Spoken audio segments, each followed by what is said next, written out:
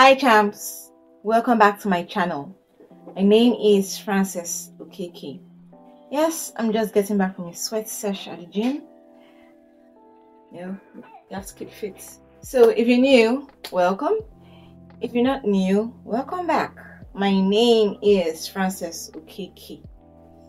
So today I'm going to be continuing on my series on abuse. Today I'll be talking about financial abuse. When people hear financial abuse, they think about money. And yeah, they're right, they're correct. It has to do with money. But there are different aspects that I've seen happen here in Nigeria or I've heard happen, and I'm going to talk about them. So yes, financial abuse. Financial abuse has to do with when someone either controls your money or prevents you from making money. Okay, let me explain. Like you're married or you're in a relationship and you want to work. Let's say you're the wife or the girlfriend and you want to work. I've seen it happen in cases because we have a culture of, it's also religion.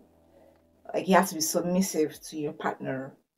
So the man is the head of the home. So whatever he says stands. I've seen it in some places. I've heard it's like it's law. Whatever he says, if he tells you to work, fine. If he tells you not to work, fine. It's whatever he decides that happens. So him not letting you work to earn money is financial abuse. When your partner, be they male or female, refuses for you to work to earn money, to earn a living, that's financial abuse. Because a lot of domestic violence cases, financial abuse is also part of it, because financial abuse has to do with power, authority, like you're the subject. It's a thing of power, control, let me put it that way. So he or she stops you from earning money so you can become dependent on them. Your freedom is dependent on them. Whatever they say goes. Your feeding, your whatever it is, even if it's to buy airtime, to buy sanitary pads, which we females need, it's dependent on them. Everything is dependent on the man or the woman or whoever it is. So yes, that's an example of financial abuse. Also, it could be you earn money before you guys got into that relationship or that marriage. You used to work and they stop you from working. That's part of the first point. But then you have money saved up. You have property here and there. You have investments. And then you get married and they stop you from working. And like I said, it's a cultural and religious thing where, because the man is the head of the home, so you submit your finances to the man. So all the money you have in your accounts, all your investments, property, he now has the right to control. In some people's marriages or relationships, it works out that way.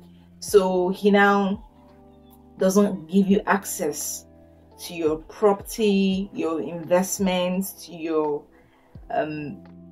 accounts, your money, and then in some cases he divests them of you. Like he takes off all your property, takes them from you, your property, investments, the cash you've saved up. He uses everything, so you're left with zero. That's also financial abuse. Financial abuse could also be you're going to work, you both work. It could be, like I said, this financial abuse could be male or female.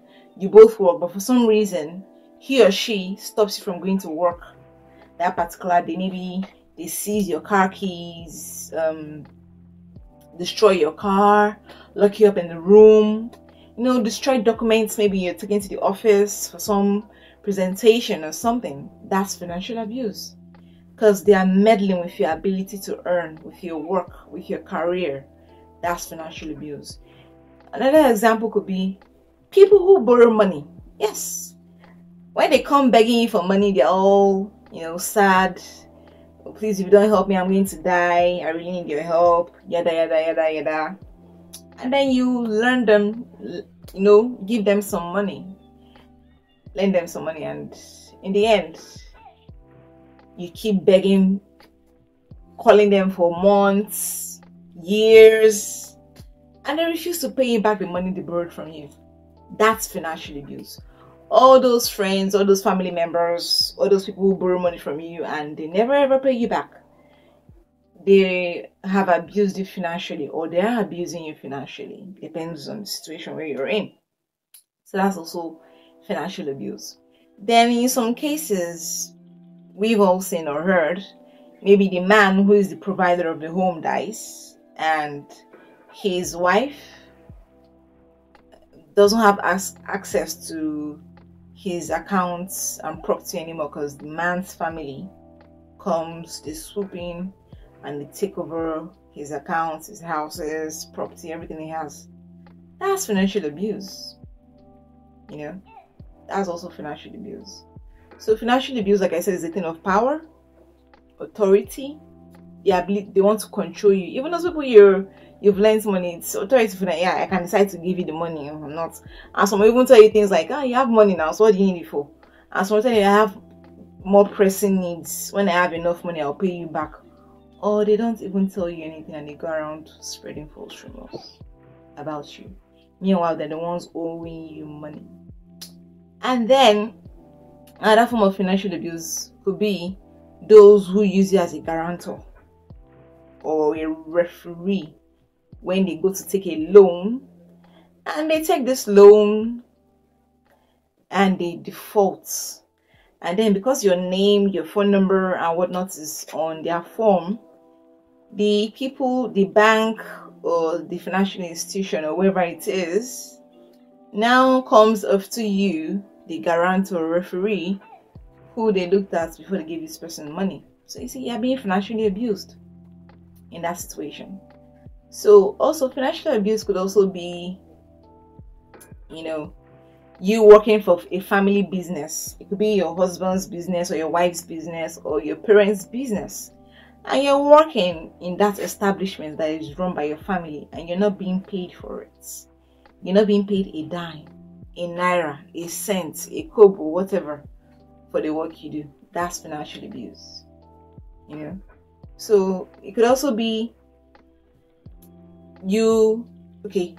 maybe he's earning money or she's earning the money, or you both earn the money, and you have to, when things are being paid for in the house, there's a budget, or you're given money to go do A, B, C, D, and they expect you to account for every little thing on how you spend that money. That's financial abuse too. So yeah, that's also financial abuse. Financial abuse could also be, there's so many examples of financial abuse that I've seen here. It could also be you as the wife or the girlfriend. I've seen this one a lot. And you're married, and you knew before marriage that this man expects you to help out in the house. But no, you want to be an oracle in the sense of you just want to be a housewife. You don't want to work, but you knew that he expected you to work, and you agreed you were going to work. And then in the end, that doesn't happen because you decide not to work, and the whole pressure of everything that is happening in that house is on you, because it's on him rather, or on her, because you've refused to be financially responsible and get a job as agreed and help out with the finances in the house. So you see, that's also financial abuse. You're abusing this man or this woman, making them carry all the financial pressures. They have to pay the house rent or whatever, the feeding, the children's school fees, whatever, and also take care of you, a full-grown adult. See, there's nothing wrong if before you got married, or maybe that's the arrangements with your spouse, that you're going to be a housewife or a house husband, and you both agree and you're both okay with it. Whatever works for you, that's different, But in a situation where you know that you as the man or as the woman, you're expected to go out there and get work to help with the finances in the house, and you don't, you're an abusive person financially to your spouse or to your partner or whoever it is, you know. So like I said, for most domestic violence cases, financial abuse is an integral part of it, because financial abuse leads to control. Like, imagine being an adult with two hands, two legs, you know, but even when you need to buy a pencil, you have not a cent to your name and you need to go beg this person, and they can decide whether to give you the money or not. They can decide whether to give you money to go out or not. They can decide whether to give you money to feed or not. Well, champs, I think as a lady or a man, as an adult, it is very important, very, very important for you to be financially independent. Even if your partner or your wife or your whoever, that's the agreement, like you're going to be at home and they're going to work, earn all the money, you can actually find stay-at-home jobs online, you know. Make some dough, make something, make some money. So if that relationship or that marriage turns abusive, you don't say stop. That's part of the reason why a lot of women stay in financial in abusive relationships, because how do they live with the kids? They don't have any money. There's no funding anywhere to even take them from A to B, from the house to the bus to the next place they want to get to. They don't have anything. This abuser has made them financially dependent on them to be able to control them. So financial abuse could also be you have an account, your personal account, and your partner or spouse, you know, monitors your movements. Every transaction you make, whatever you spend, they monitor everything. Like, so amount went out today, who did you send money to, what did you use the money for? That's financial abuse. It could also be you're married or in a relationship and your wife or girlfriend must buy the latest wigs,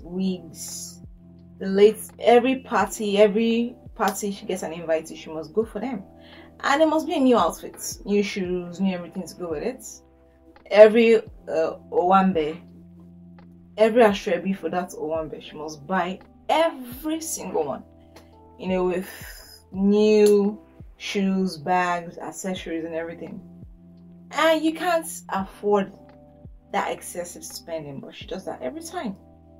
It could also be you're the financially capable one in the house, like you're the earner, and you have a husband or partner who always wants to buy things, that latest car, go for vacations here and there, and then you, his wife or girlfriend, has to provide the money. You know, so you're married or you're dating people who are financially irresponsible. Maybe they even earn their own money, they have their career people, but they finish their money and then come to yours. Before you know what's happening, you're in debt. So in financial debt because of your partner or your spouse, that's financial abuse. You can't save anything because they're always buying. They have no control. They don't know how to manage money. So yeah, that's financial abuse. It could also be that your spouse works and he earns money or she earns money, but by the end of the month, it's down to zero. There's no savings. Like, nothing is left. No savings in your account. Maybe they've gone giving. I'm very big on giving, but you need to save. You know, that's the first thing you do when you earn money. You save. They, give money to A, B, C, D, Z, or they try to live big. Like, whenever they go out to their friends, they have to be the one to pay. Like Bobo Biz girls, or like the boss, the guy in charge, and then it affects you too. They are financially irresponsible and financially abusing you. because you're always in debt, you can never save and all that. So I could go on and give lots of examples about financial abuse, but I think I'll stop here because the video is getting longer. Because there are so many situations I can give of, financial abuse. So yeah, Frances, so these cases you've mentioned, what do I do? How do I become financially independent? You could, one, if you're the one working for your family business or your husband or wife's business and you're not being paid for it, you go start up that discussion. That's hard discussion. I want to be paid.